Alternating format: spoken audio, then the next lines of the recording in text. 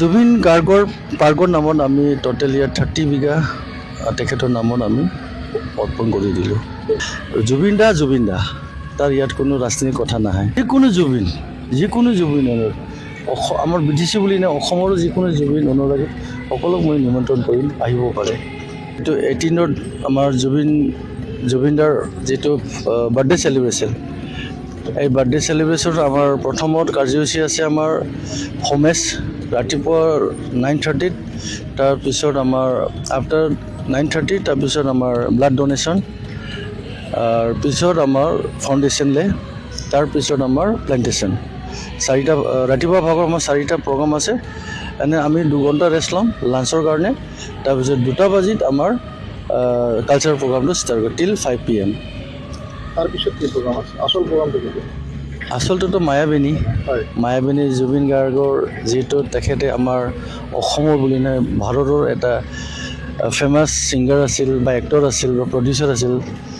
তো আজি সেইটো লৈ আমাৰ হাগ্ৰামা ছাৰে যিটো ইমান ডাঙৰ সিদ্ধান্ত লৈছে, তেখেতৰ নামৰ আমাৰ জুবিনদাৰ নামৰ এটা পাৰ্ক, জুবিন গাৰ্গ পাৰ্ক বুলি এটা এই 18 তাৰিখতে তেখেতে ফাউণ্ডেশ্যন লে কৰিব।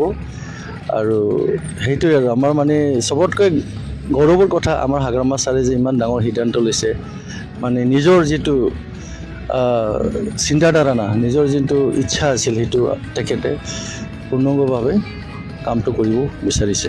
জুবিন গাৰ্গ পাৰ্কত কিমান বিঘা মাটি সামৰি বনোৱা হ'ব? জুবিন গাৰ্গৰ পাৰ্কৰ নামত আমি টোটেল ইয়াত 30 বিঘা তেখেতৰ নামত আমি অৰ্পণ কৰি দিলোঁ। দেখা গৈছে যে এইখন অসমৰ সৰ্ববৃহৎ পাৰ্ক হ'ব জুবিন গাৰ্গৰ নামত। ব্ৰিটিছ চৰকাৰৰ এই উদ্যোগক ৰাইজে প্ৰশংসা কৰিছে। এনে পদক্ষেপ লোৱাৰ কিবা ৰাজনৈতিক কাৰণ আছে?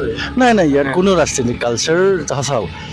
হাগ্ৰামা ছাৰে কৈছে জুবিন দাক নিজে খুবেই ভাল পায়, এসময়ত নিজৰ বন্ধু আছিল।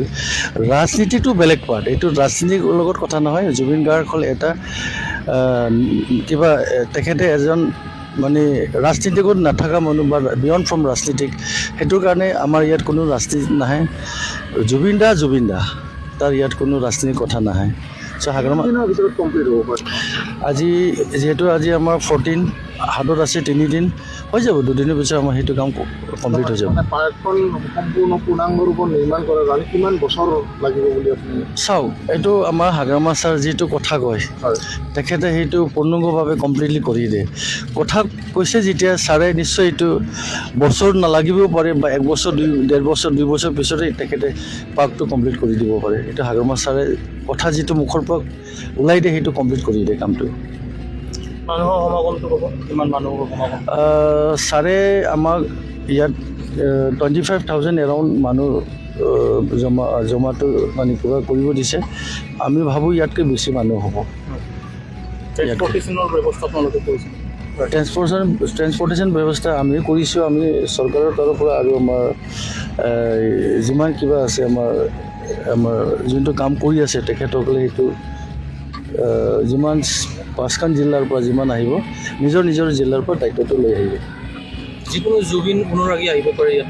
যিকোনো জুবিন আমাৰ বিটিচি বুলি নাই, অসমৰো যিকোনো জুবিন অনুৰাগী সকলোক মই নিমন্ত্ৰণ কৰিম, আহিব পাৰে।